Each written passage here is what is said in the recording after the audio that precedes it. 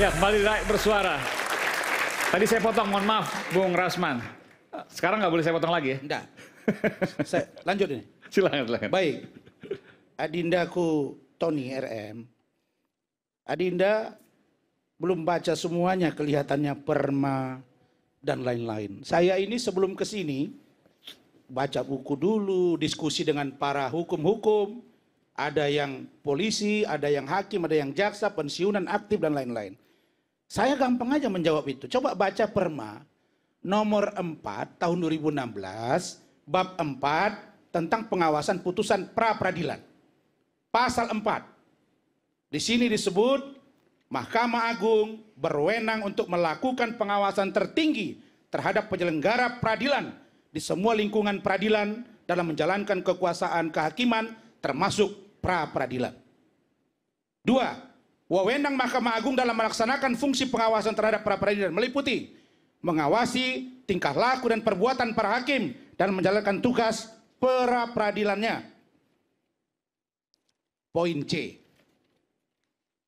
Memberi petunjuk, memberi teguran atau peringatan yang dipandang perlu terhadap putusan pra-peradilan yang menyimpang. Putusan, baca dulu ini adekku. Nah, jangan begini-begini, itulah gunanya junior tuh berguru sama senior. Saya belum senior, saya masih junior, tapi saya hormat pada senior-senior saya. Tentang wewenang Mahkamah Agung, wewenang Komisi Yudisial, ini sudah lengkap. Kenapa saya katakan demikian? Sekarang bukan itu yang menjadi persoalan serius. Saya hanya ingin kanalisasi bahwa Peggy Setiawan belum terbukti bukan pelaku dari ikut serta dan atau melakukan pembunuhan terhadap almarhumah Vina dan Eki, karena baru formil.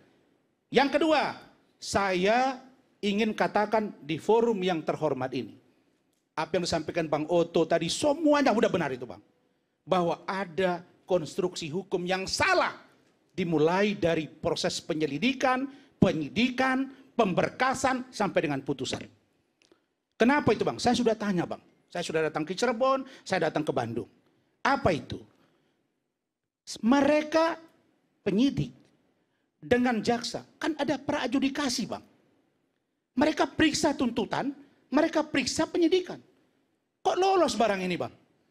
Kemudian mereka lakukan persidangan, ada pengacaranya JN Nainggolan Bang. Jogi Nainggolan. Hadir dia Bang. Kemudian diponis, diputus. Kalau itu mau kita eksaminasi, lakukan dari awal semua.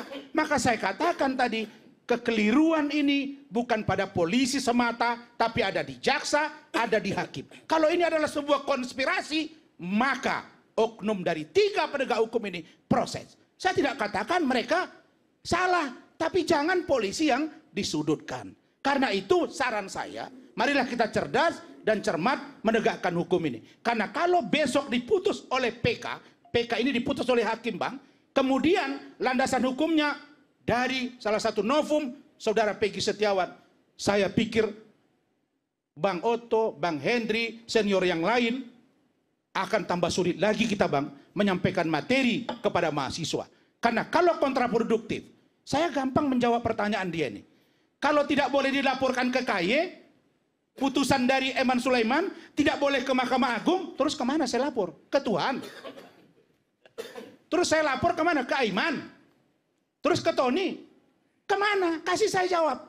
Kalau tidak boleh saya laporkan putusan Eman Sulaiman ini ke KY, Komisi Yudisial, tidak boleh ke Badan Pengawas Mahkamah Agung, terus kemana saya melapor? Tolong jawab. Ke Tuhan. Ya, jawab dong. Singkat saja Pak. Harus ada solusinya. Kemana saya lapor? Ya silakan, itu terserah Bung Rasman mau melaporkan ke KY, ke Mahkamah Agung. Saya hanya tadi menyampaikan bahwa kewenangan baik KY maupun Mahkamah Agung, Bawas Mahkamah Agung. Saya sudah baca kewenangan itu ada, kan sudah saya bilang iya, tadi. semua itu tentang tindakan hakim itu, bukan putusannya. Ya Allah, kau nggak baca nih tadi bab 4 ini. Ini saya kasih sama kau.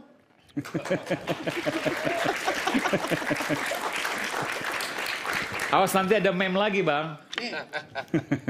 Nih. Silakan baca. Ya. Memberi petunjuk, teguran dan atau peringatan yang dipandang perlu terhadap putusan pra-peradilan yang menyimpang secara fundamental. Ya, Apalagi? ya ini buat hakim memberi petunjuk teguran, bukan mengeksaminasi Ya, putusannya. terus kalau nggak dilaporkan, kapan dapat tegurannya? Ya silakan, makanya. Saya laporkan. Makanya Ya sudah, kau ini belajar akan sampai dilihat. mengotor. Sekarang materinya Ya, cukup, nih. saya nggak mau jawab lagi. Bang Iman. Sekarang materinya. Putusan. Tidak benar kalau Hakim Eman Sulaiman itu memutus melampaui kewenangannya atau ultra petita.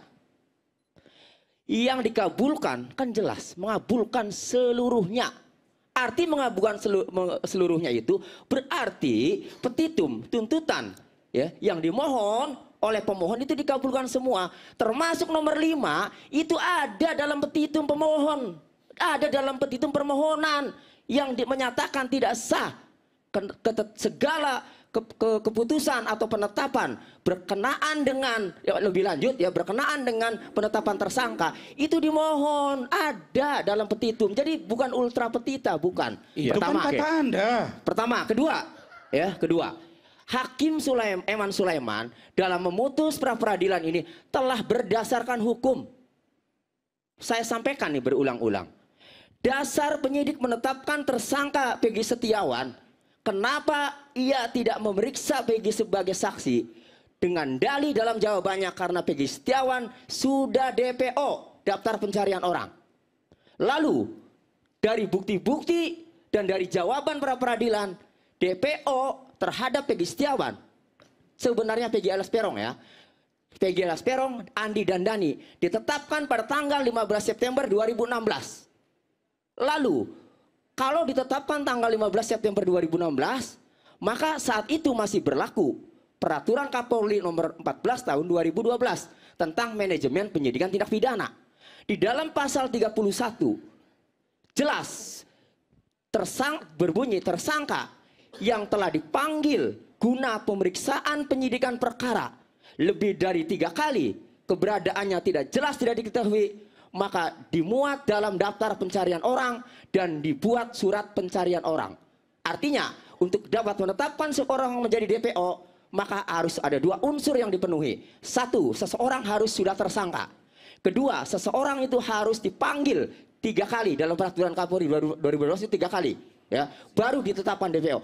Faktanya dalam pra peradilan penyidik Polda Jawa Barat tidak mampu ya, menunjukkan atau membuktikan bahwa Peggy Setiawan ini telah Ini saya ditetapkan jawab ya, biar jangan tersangka apa. Maksud saya tadi sebelum 15 dilempar ke Bang September Oto aja dengan Bang Henry. 2016. Supaya Dan jangan penyidik kami-kami juga yang muda-muda ini. tidak mampu menunjukkan bukti pemanggilan secara patut Itu 3 isi kali. dari Akhirnya putusan pra peradilan. sebelum closing.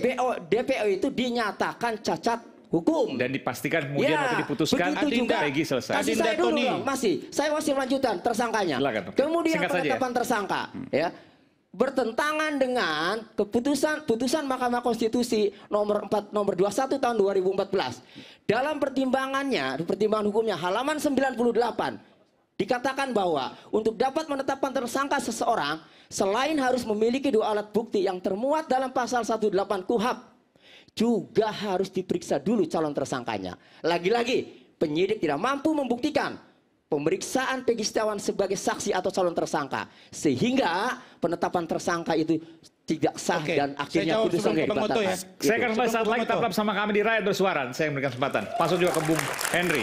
Bung Henry belum ngomong. Terima kasih. Sebentar, kita kembali saat lagi di Rakyat Bersuara. Nanti setelah ini baru kita ke Bung Henry. Silakan.